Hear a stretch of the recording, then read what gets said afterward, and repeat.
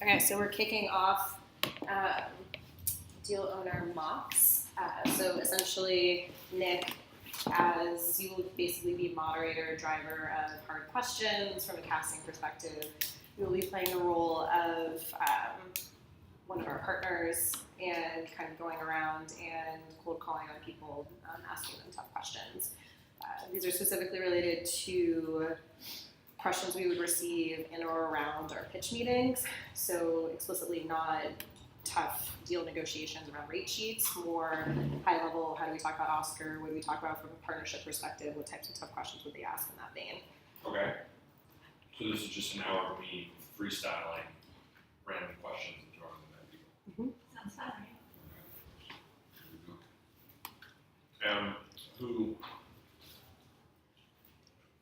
Who should I be focusing on?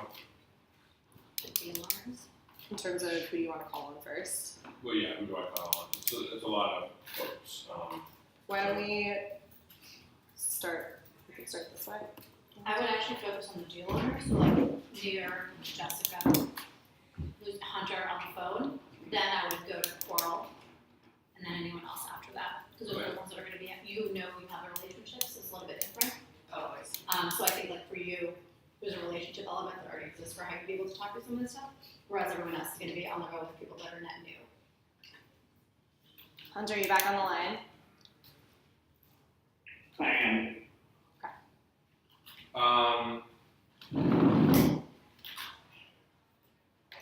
Okay. So let's see. Well, let's start in just random. Hunter, are you ready to jam for a little while? I'm ready to jam. Okay. Hunter, do you guys write your own actuarial memorandums? How do you deal with that? I heard memorandum. Is the audio in the middle group? Actuarial memorandums.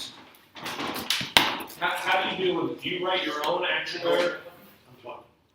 Sorry, what were we discussing? How I feel about actuarial memorandums? Hold on. Hunter, are you there? Hunter, are you there? I am. That's much better. Okay. Do you write your own actuarial memorandums at Oscar? And how do you deal with that?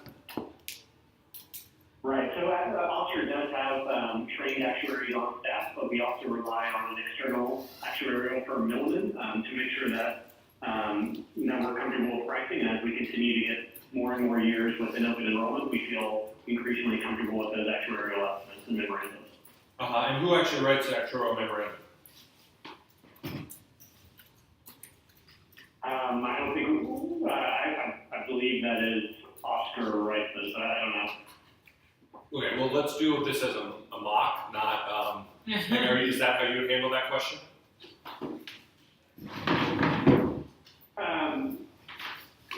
Well, I probably don't know that.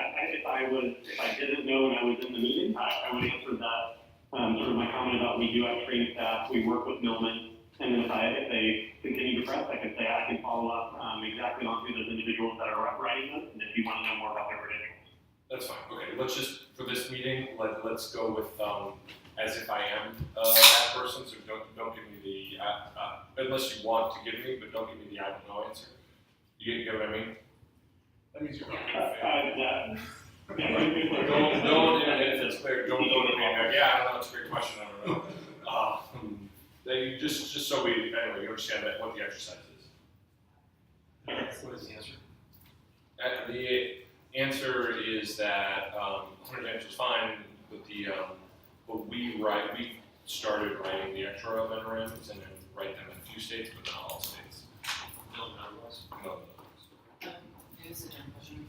Someone define what actuarial memorandum actually means. It's all the stuff you submit to the regulator that describes how you know what the hell you're doing, basically. It's a bunch of forms and filing. This is how we price this, is our costs in a lot of different ways, like how we came to our estimate of the range of it. So we look like more of a grown-up insurance company if we're the ones saying, like, it's all under our house, we're able to write these on our own? Is that what the question is driving towards? I think that people want to know how do you do with that stuff, where are you doing that, solutionary process. How do you figure out which states do we do them for versus which ones do we not do them for? Is there any? I don't know, and it doesn't, and I'm not sure it much matters, mostly Okay. we're probing on, we do it in New York, I don't know, what else, Texas, New York, Texas, maybe. But the bigger question, like, I just wanna make sure people handle, like, the high levels, and then also the principle of when you go into something, how do you handle that elegantly? And don't say, no offense, Hunter, but like, don't say, yeah, I don't know, but say, yeah, absolutely, you have to know enough about the answer. Just if you didn't say the word Milliman and that we are transitioning that in-house, that's the high level, and then where exactly we are, I don't think just how, I'll happy to get details if you want. Alright, Amir, so I'm logged on to healthcare.gov, and I noticed that you guys lost your, lead price position in San Antonio, maybe Austin and Nashville. What's going on?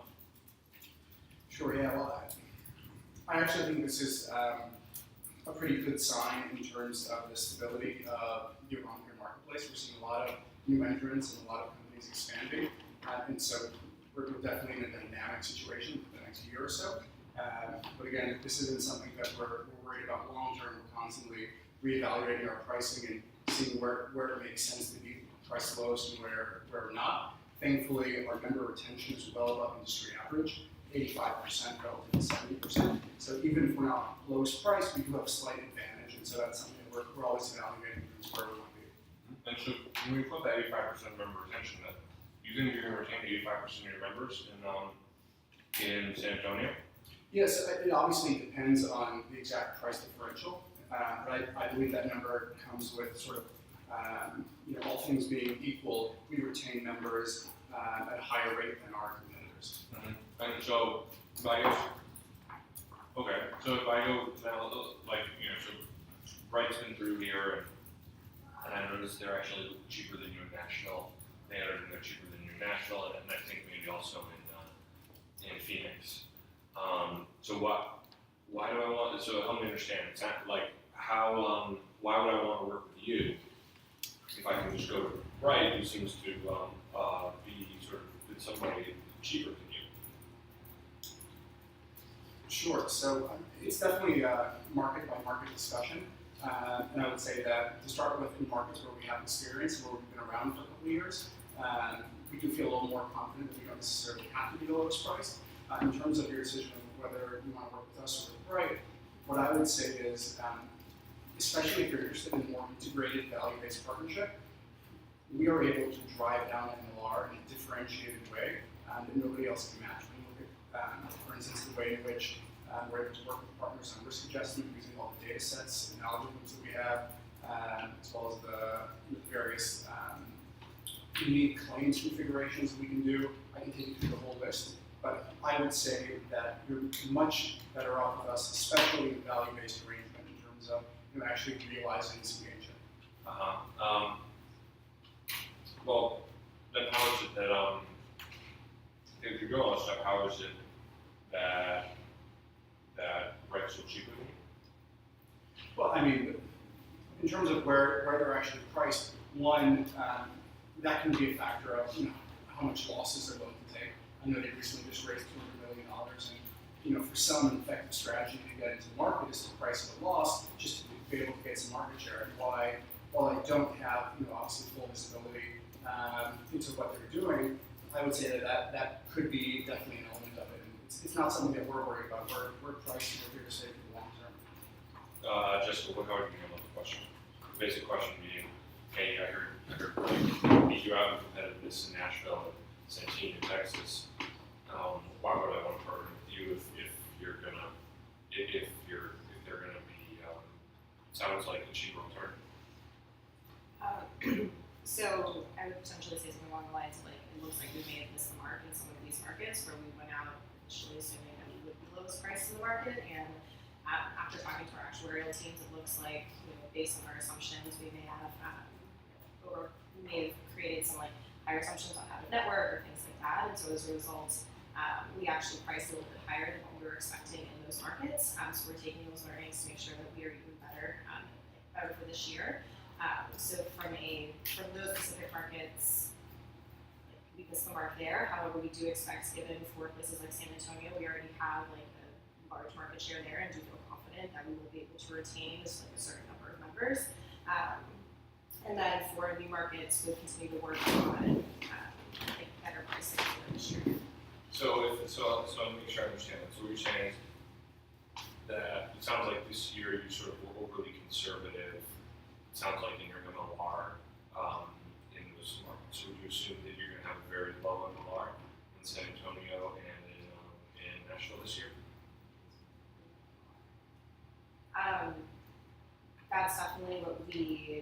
That's definitely what we assumed. It's about like we don't yet have like full answer as to whether that's actually going to be the case. But our assumption was yes that we would have a lower MLR this year. And so how do I get confidence then as health system that that you're like that doesn't sound like a great thing for your hospital partners because they're going to lose market share or you're going to keep a lot of the premium dollar for yourselves. Shouldn't I be worried about that happening with me? So from a market share perspective, like we do think like our projections say that we may not actually be meeting projections in this market given where we priced. However, from a value for you perspective, what we have done and what we would be willing to do with you as well is basically based on where we're priced in the market, give you some sort of upside to essentially guarantee that if we did in fact like misprice in that market, that you would be compensated in some way, so that we're not reaping all of those benefits.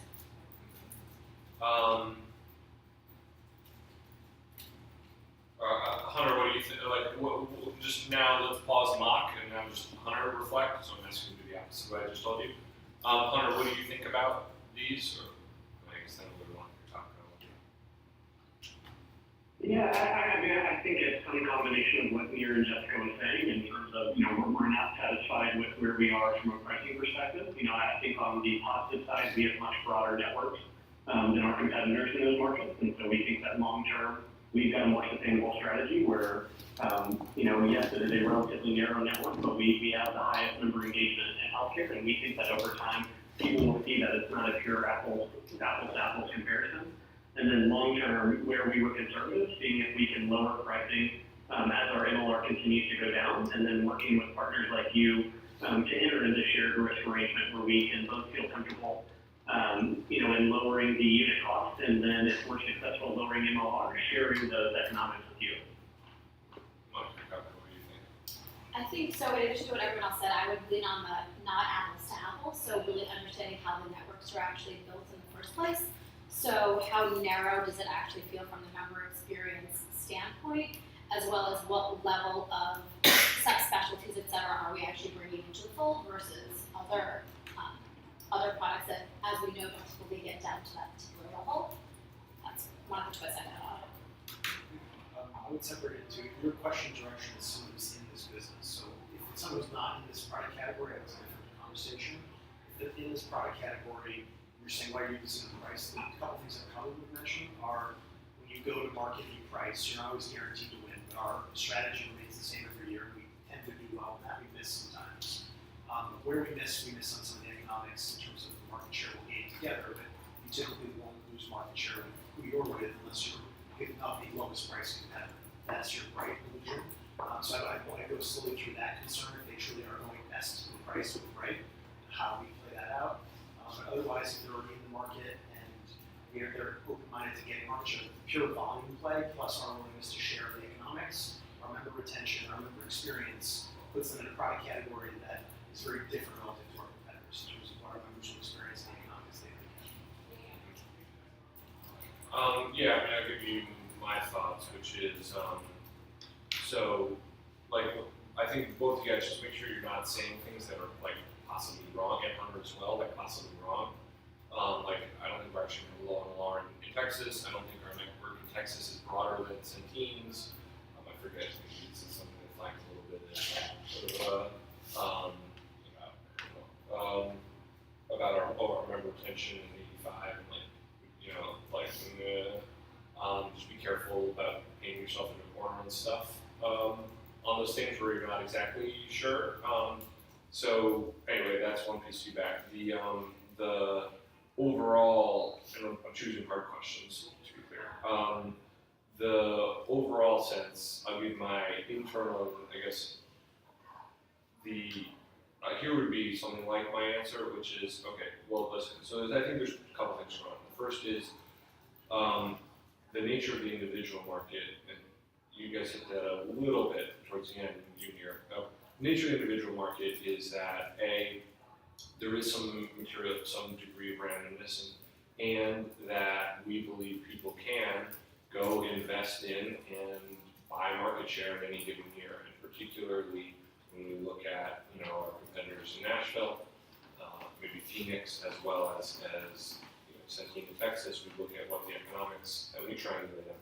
We believe there's a degree to those people sort of literally investing money, and we don't view that as sustainable, that sort of thing. It's just not going to be able to work. So we think there's a significant degree of that going on across the market. And then the other thing is it honestly underscores the conversation that we're having here, that in a couple of those markets, if you take Nashville, we actually had a broader network and built it more for like group and commercial sales, and we're starting to essentially learn that we really want to go more exclusive in that market, and that's also why we want to have this sort of conversation. And we do feel like some of those things are, if we're not set up with the right network, with the right partnership, it ain't going to work. And so, yeah, a couple of those, we learn those lessons, and then we also think there's some degree of buying of market share going on. But the overall things I think that are going to win out over a long time is if you have the right partnership set up, not just on the network, but all the other things around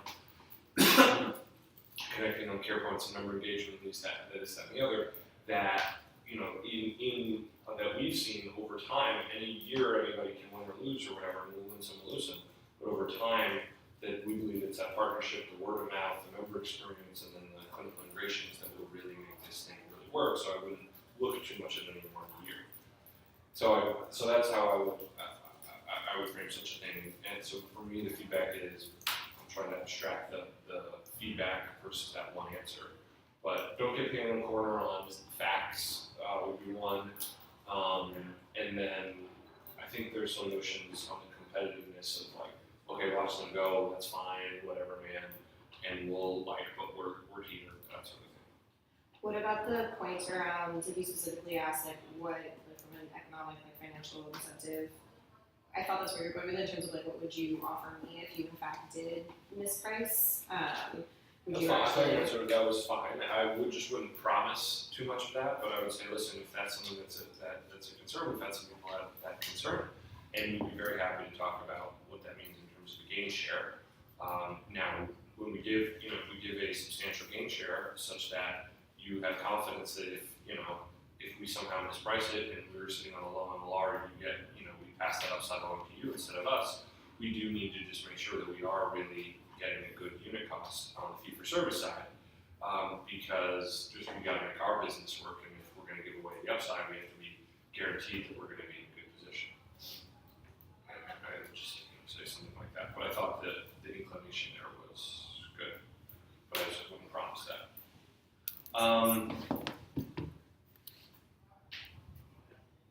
Okay, and then I guess in general, the other thing that we talk more about, but we have to really wrestle with that question internally, is that actually true? And is it really just a linear blip or not? That's an issue. Okay.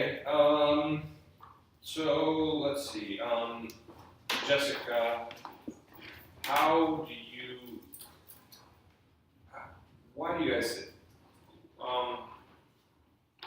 What's your approach in MA, and how do you guys think you're going to be confident of being successful?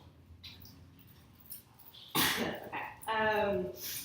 So I think first I would say the reason why we're excited about entering into the MA product line, and also why Google has invested, it was one of the reasons why Google actually invested so much money in us, is given our focus on the healthcare industry's move to more individualized markets, defined contribution versus defined benefit, and really thinking that we as a company are very focused on the consumer experience and optimizing for that experience, and we've built at this point a blueprint and individual device market that allows us to do that.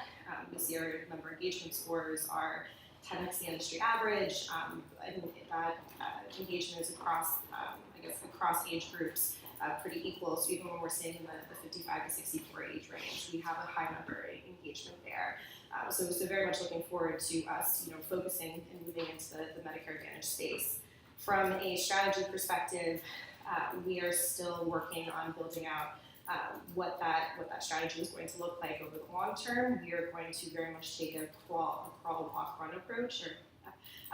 So essentially starting with a few partners in 1 or 2 markets in 2020 and then going from there. So at this point, given I think licensure timelines and everything, that's a conversation that we would love to have with you, but likely would need to be a 2021 discussion.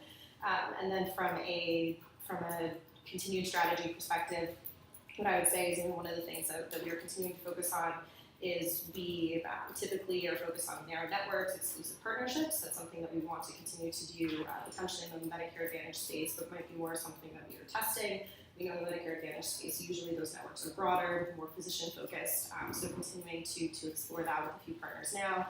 And then the other thing that's really important to us is also how we think about our care model. So what is the division of responsibilities? Right now we have our own claim system, so how are ways that we can continue to complement both our technology, continue to complement and amplify your Medicare Advantage efforts. Stop there. Okay. So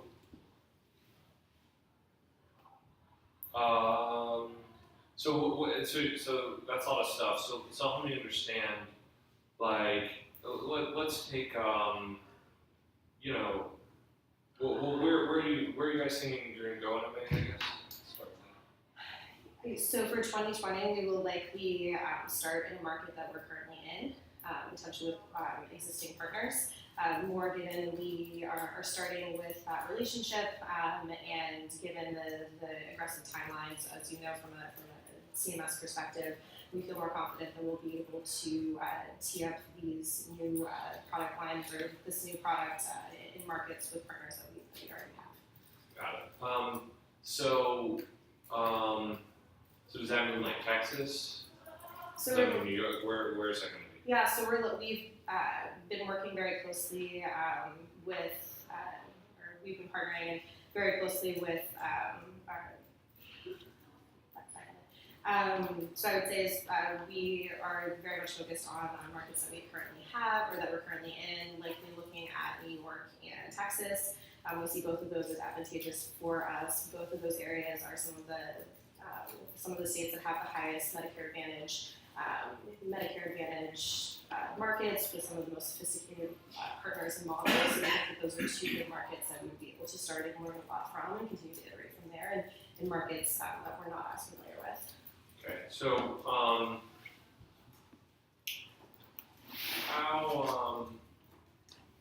we'll go to near. What do you guys think about models like ChenMed and these sort of primary care groups? So these sort of new wave primary care groups that are raising a lot of money for Medicare Advantage. What do you think of them? Or do you plan to integrate them with your or what are you going to do? Sure, yeah. While we definitely think that primary care groups and physicians are a sort of a key component of any Medicare Advantage strategy, we continue to feel that the hospital system is still the primary component and where we want to start building our network from, and that putting together a strong partnership at the hospital level is sort of the foundation that we need to lay.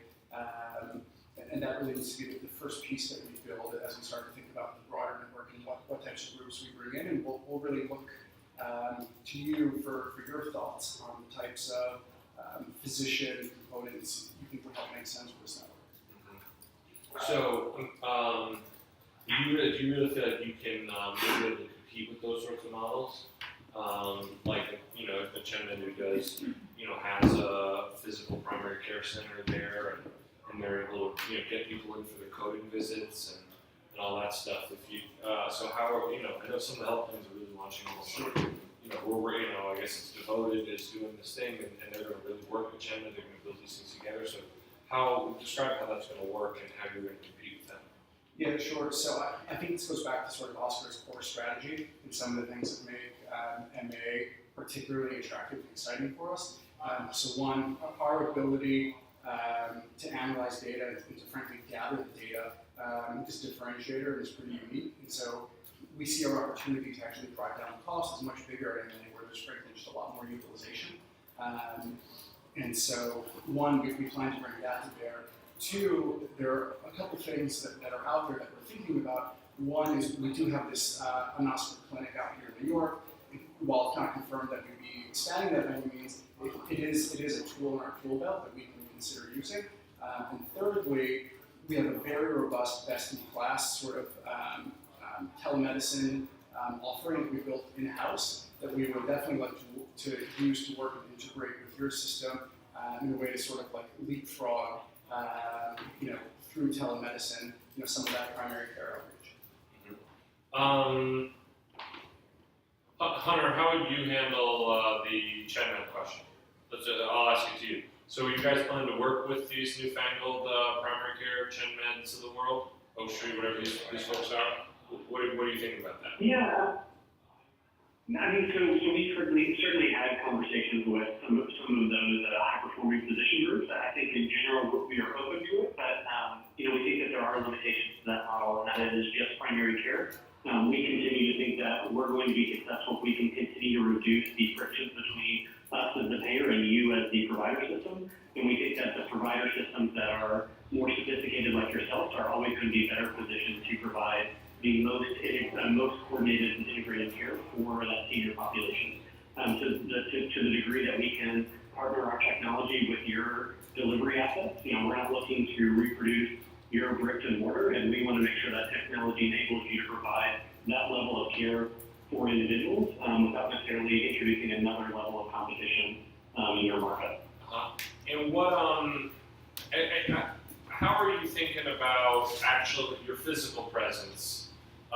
Do you feel like that you can actually get it all with technology? I mean, these are 80-year-old folks, and that they are very used to having a physical primary care doctor, and at my hospital system, we have our primary care ACO, and we're doing that, but we sometimes maybe aren't at the totally integrated, highest performing on every single metric. So how are you guys thinking through what amount of physical presence you want to have?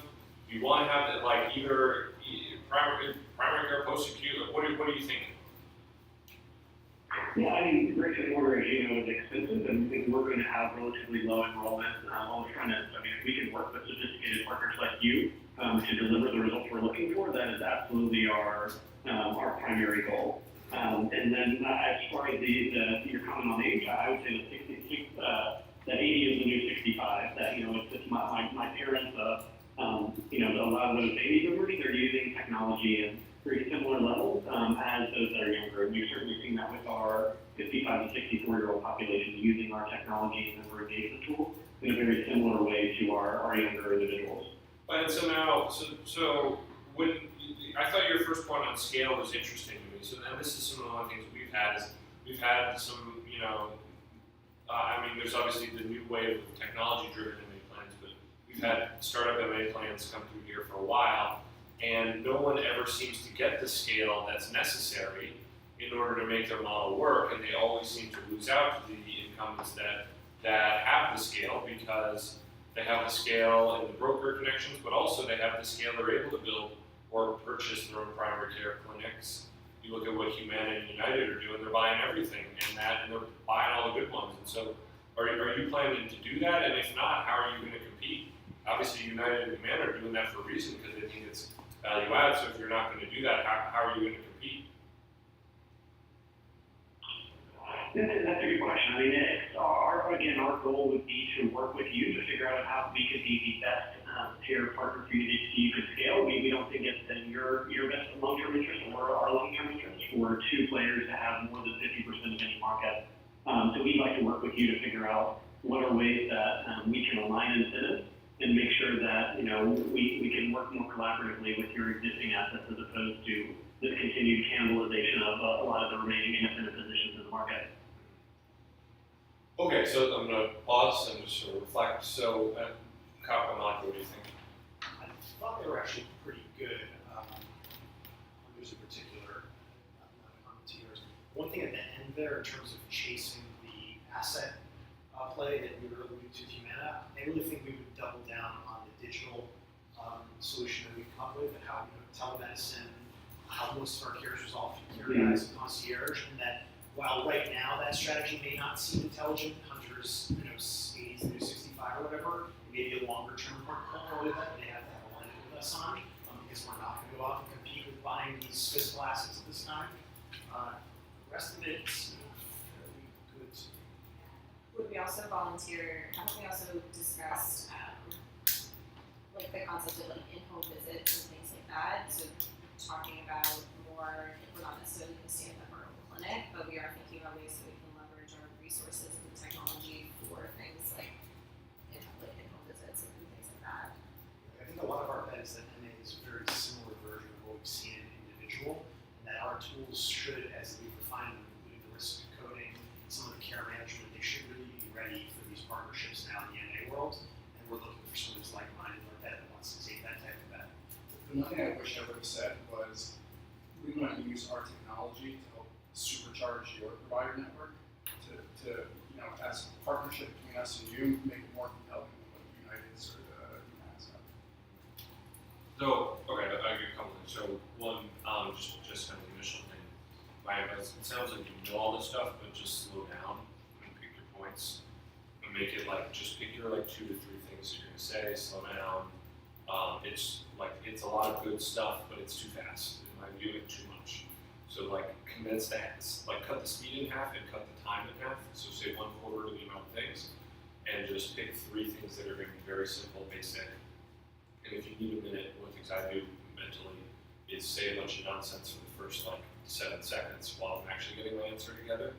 That's great answer. Yeah, great. We've really thought a lot about that. Really good question. Whatever I have to do in my head, or just wait and take a breath. Yeah, great. So or whatever you have to do. So anyway, just do that slow, calm, and I think you'll be more powerful as a result of it, because I think you do know the stuff. It's just slow down through it. And then on the content thing, I guess I thought Hunter's answer was good, because what was the question? Oh, the Chenmeds. Because he had something insightful to say, basically, which was Chenmed has a limitation. Let me describe to you what that is. I've thought about it, and it's compelling, and now here's a compelling and reasonable answer as to why I would do that. And so it doesn't actually come across as defensive at all. It comes across as insightful, thoughtful, and interesting. And I actually think that's another parallel to the other question, which is, well, there's an insight called Centene is buying market share with growth and trying to improve what we think. So you have to have some a sort of novel, ideally you have a novel point to make that you're not just sort of playing defense. So anyway, I thought that was well handled from Hunter's side, particularly that first answer. I thought was quite good. My sense of the overall MA question, the overall strategy I think we have to get to on MA is, listen, here's where we are, man, and I'll just level with you. MA is hard. We know it's a big. There's a ton of money to be made. Everybody's trying to get in, and it's a high regulatory burden. It's hard. So we go into that totally eyes wide open, and you have to have a certain amount of humility about what you're trying to do, and that should come through not just in MA, but everything that we do. So we have humility. We realize we're trying to climb a very tall mountain. At the same time, we've got some really exciting stuff that has already worked in the individual market and is, I think, totally different than anything anybody else has in the industry. You could describe it, you guys can describe it, engagement, and the 10x and the blah, blah, blah. So, and then basically in MA, we realize that's we think it really works in individualized markets. We go in wide open, there's going to be a lot to do, and a lot to do what we have to do. That's why we're taking it easy and slow and doing 1 or 2 markets. And really, we're looking for folks and thankfully, we've been able to raise, the last 6 months or a year of $500 million that'll give us all the firepower we need to go in and really sort of flood any one of these markets and figure it out and be successful. So we're not as worried about the barriers to entry if we start small and go at it with our working force. And really we're looking for partners that want to make hopefully just a very modest investment in terms of bringing another payer in. We know it's going to be hard, we know that there's high barriers to entry and that other folks have scale, but we think we've got a bunch of unique technology, unique operations, and we've got a lot of financial resources to bring to bear ourselves in a very focused way. So that's why we think we're going to be successful, honestly. And then in terms of the care model, anyway, I think some of it depends what the question is quite on that. The one thing I think we're just so now sort of pause and say internally, we're going to have to figure out what the heck the answer is, and how many nurses do we need to have in hospitals? How much do we need to work with these ChenMeds, or do we have to go work with a Heritage or blah blah blah with these people, care more or whatever. I don't think we have the answers to that. I think we need to get them, but we'll have to allow ourselves a bit of a degree of experimentation along the way. So, and I think that's an okay thing. I think Hunter's point, if you get a ChenMed question, is really good. That's not the whole kit and caboodle. I think generally questions on that, you can sort of say, we're going to be figuring these things out. We think there's going to be a role of technology that nobody else has, but we also think there's going to be a role of boots on the ground and bricks and mortar. We have the resources to bring both to bear. And we're not going to tell you we have the answer right now. We think we're going to choose a few partners and really work like heck to figure it out. Does that resonate to folks? Can you go over just once more what the chink in the ChenMed model is? Well, Hunter's view, and which I'm not sure, I don't know, I'm 100% sure, but I think Hunter's thing is at least plausible, which is it's just primary care. And if you look at what you need to do, and a lot of those folks succeed at getting people in and coded up, and it also frankly helps sometimes from a sales perspective. But if you actually want to manage the health of these people and ultimately lower utilization, which we think is what's going to actually win out at the end of the day, then you really need a more integrated care model. And it's not just primary care, but it's primary care working with specialists, working with hospitalists and post-acute doctors, and also with an integrated insurance company to really share the data around. And we think that's a much more compelling model. Yeah, you do need good sort of engaged primary care.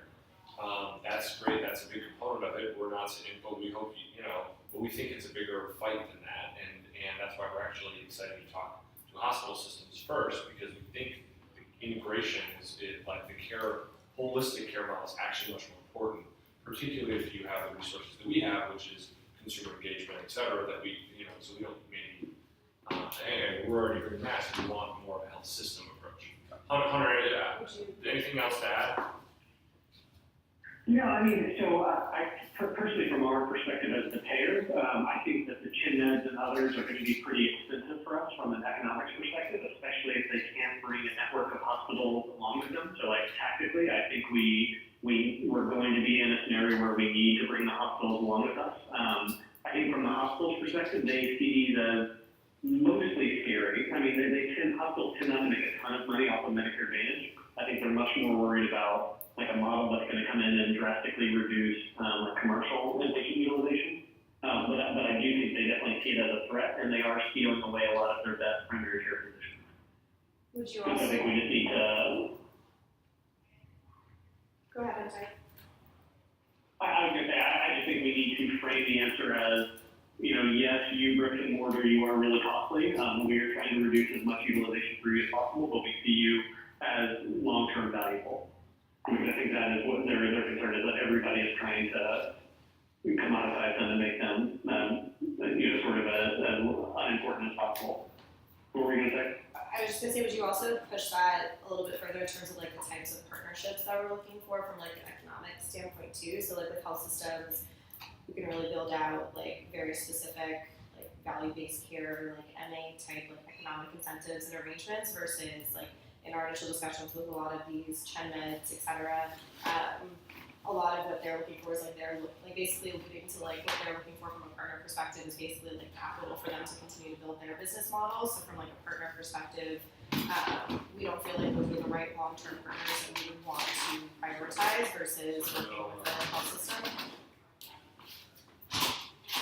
Yeah, no, I think that's right.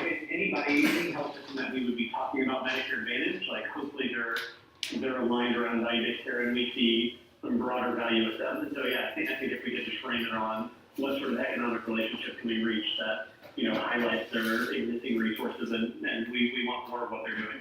Yeah, I guess, that makes sense. I think I was specifically referring to, I know in a few conversations with, I think it might have been GenMed, or like one or two of them, and basically were like, just give us money so we can build more facilities. Andre, I don't know if you know this, but I would maybe guess that in MA, a higher percentage of spend is with specialists and customers than like in the individual market versus like the PCPs. Yeah, no, agree. I'm talking profit in terms of like the overall like spending PNCs, but in terms of how much they make per case, relatively minimal. Okay. We only have about 10 minutes left, so I need to step back to the other opposite one, so we should just make sure Coral gets. Oh, yeah. Oh, Burning tenant reviews. What was that? What's I that? think we have like one more question before we have that. Okay. Maybe something we can tee up for Coral. I mean, but I'll probably get the questions. So, Coral, I really enjoyed your presentation about just the pitch and all that stuff. Thanks. Just describe to me what how do you actually guys use engagement to lower the total cost of care, and maybe like how many maybe give me some metrics or stats, or how many premium points have you actually been able to get out and do in terms of using that engagement to lower medical costs? Yeah, well, thank you first for the time today. So yeah, I think we use a couple different tools for engagement across our membership. I think one that's worth really noting is kind of our internal data pings. And so we have an entire data science team that one of their main functions at Oscar is to ensure that the data that we're being fed is utilized in an appropriate way. So as we've discussed, I think we're very interested in getting data from you guys, whether that's via ADT feeds or SFTP feeds. And the idea is that we use all of those data sources to kind of come together and compile a view of the member and their health. And so one example of how we've done that is, we use some of that data coming from some of our health exchanges. So outside of coming from our health systems, from the health exchanges, to really understand, okay, has a member turned up in an emergency room? And we have that picture very real time. And so we can use that information to contact the member immediately, to contact your care teams immediately, to make a decision on how to treat that member appropriately and ensure that they are not receiving care that they should be receiving. So I think that's less of kind of member-facing engagement, but kind of back-end engagement. I think we've mentioned a couple times today, another tool that we use is virtual care, virtual PCP care. So in a number of our states, we actually have Oscar doctors in-house that are our telemedicine doctors, and that's kind of the direction we're moving towards. And we mentioned in our meeting that your providers would also be interested in potentially one day being those doctors, and that's something we're thinking about as well. And so I actually don't know the stats on virtual PCP, but that's not what I would say. So we've seen a substantial number of our members actually move towards virtual PCP utilization, and we've found that it has a drastic effect on the total cost of care for our members.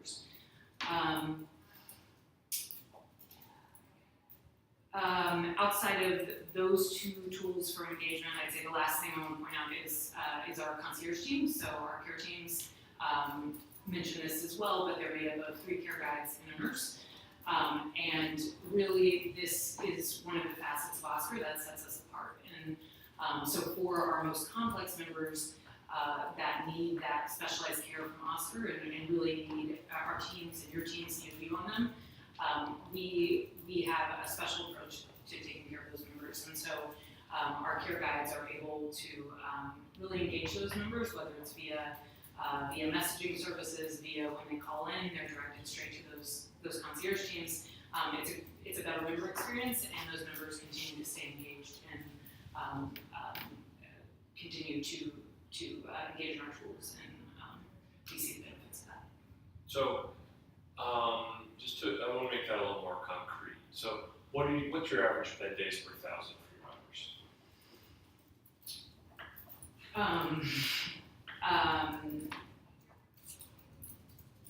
Does anybody know? Jessica, do you know? I feel like it's low, but I don't remember off the top of my head. Mia, Connor, anybody? 200. Average. 200, but it varied. 200 bed days per 1,000. That's a very standard industry metric. That's low, but it's sort of consistent with a healthy commercial population. Okay. Bed days may be like 800 nationally on average, so I don't know how many you may know better than me or something like that. Maybe 900 bed days per 1,000, maybe more actually, maybe 1,000. 1,000 members. Yeah, and I believe the metric is bed days per 1,000 per year. So 200 bed days per 1,000 members. So I quoted from up there. For what time? Yeah, so I think it's even higher than that. So I'm looking at the Millman tool, and it's combining medical surgical, but it's 1,080 per 1,000. What's that? 1,008? Yeah, Yeah. so over 1 per. Sorry, so what's For which? We're figuring that out, but that just seems crazy. No, for MA, that's totally right. Is that for MA? Yeah. Average members And in the hospital. and that's days, not admissions. yeah. So that is that, just in terms of plain English, it's 1 member stay 1 night per day on average, or per year on average. It means each member on average spends a night per year in the hospital. And then on 200, it's a fifth of the night Correct. on average. Something like that. And that's TAR number, or that's? 200 is the Osprey number. 1,000 is national for Medicare Advantage. And I don't quite know commercial. Commercial probably on average like 250, 300, something like that. So anyway, that's a very standard industry metric. It's important that we are up to speed on such lingo. And so, okay, so So it's 200. 200. You can say it's about 200. Some markets where we draw a slightly sicker population, it's in the 200s. In some markets, it's 180. Not to hard to mention this metric, but have we seen that decline over time, or is that? Well, that was going to be my question. So, Coral, thank you for telling me that your bed days were. So, and I really appreciate all those things about what you do to keep people in the right setting, et cetera. Yeah. Have you seen an actual decline in your bed days per 1,000 or like key metrics, and if so, how much? Yeah. So from personal experience, I've been with Oscar for a little over 3 years, and the majority of my time was spent in the San Antonio market. And I can tell you, when we first entered that market, we had no experience in that market, and so we also happened to come in and be one of the most competitive priced plans in the market, so we had a lot of membership. And as we got to know that market and the members and kind of the nuances of the market, we tailored some of our operations to ensure that we did improve things like bed days per 1,000 members. And so in San Antonio, for example, we have seen substantial improvement in both how we think about pricing, but also how we think about the operations and what goes into all the other facets of how we control MLR and things like that. So is that a yes? Yes. How much? So we've seen, this year we're give or take, it's not finalized yet, it will be finalized until we see risk adjustment come in months after the year in. But we're seeing, 5 percentage point improvement from 2017 to 2018 in San Antonio. In terms of inpatient bed days, still 5%. No, I'm sorry, MLR improvement. I have to get back to you on the bed days numbers, but. And how didn't you just raise your prices? Is that why you're like, how much So- did that just raise your prices? I don't know the exact number of what the raising prices, contributes to that, but it definitely had an impact. But we also, things like simple things as, having a better relationship with the transfer center in San Antonio so that our care teams and their care teams are connected, has also had, an improvement on that number, in terms of the out-network utilization. So I think definitely pricing, but I believe there are many factors that contribute to that as well. Okay. I don't know how much we want to harp on it, but also like the level of, maybe we exactly don't want to say this, but the level of telemedicine usage that we have in like our members, in terms of like 30% of our members using it, on any given month, and the fact that we've seen, given the high engagement with telemedicine, that we actually have, it's like 6x the industry average or something in terms of reductions to ER.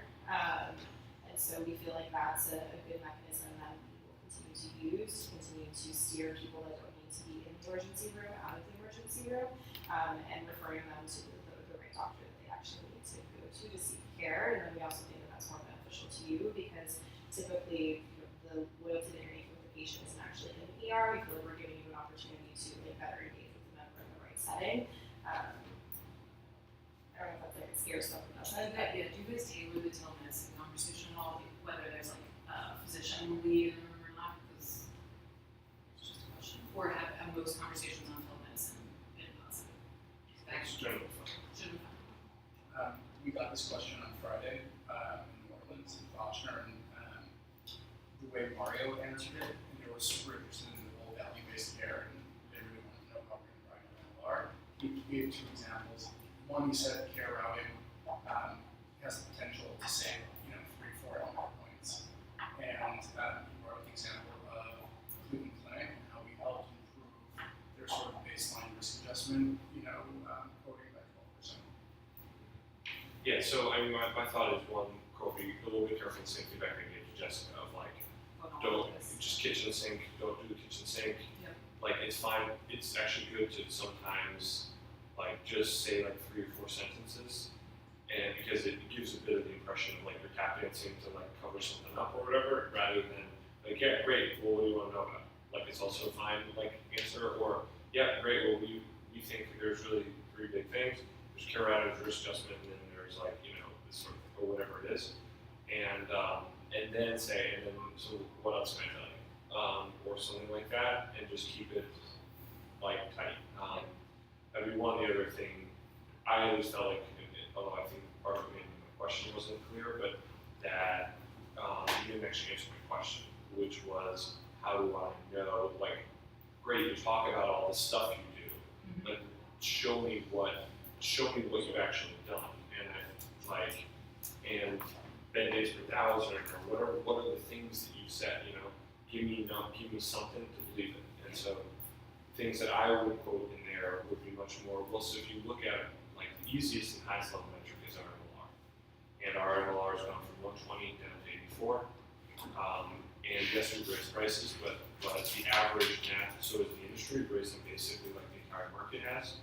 And our MLR has fallen more than double what the average insurers has. So we've actually managed to cut out about 15 or 16 MLR points above and beyond pricing in the last, let's call it 3 or 4 years. And we're really proud of that. And so that's really evidence that this engagement is really starting to work, that we've, some of that's learning the basic operations of insurance company, but a lot of it is tightening these engagement. The way in which we've done it, you can say, is we keep people out of the hospital in these ways, we care out to good value doctors in these ways, you have to be careful on the care routing point, and then we do risk adjustment, we think better than anybody else, and then there's a tail of other things that we'll do. So I think you guys have to be prepared to, and that's another internally, like, we have to be very, I think most of the, for externally, I think quoting the MLR is good, quoting current quote half a point, and we go from, if you're in a hospital system where that's an okay thing to say, which not everyone is, like, an an entrepreneur, Monty, this, that, and the other are cool. People like value-based care, but there's no, but people have a bunch of doctors they're afraid of, but you can quote half a point in care routing. You can quote, 11% on risk adjustment just with the clinic, and we've, overall gotten a couple of points out in terms of improving the risk adjustment relative to the market. And then, anyway, those are good.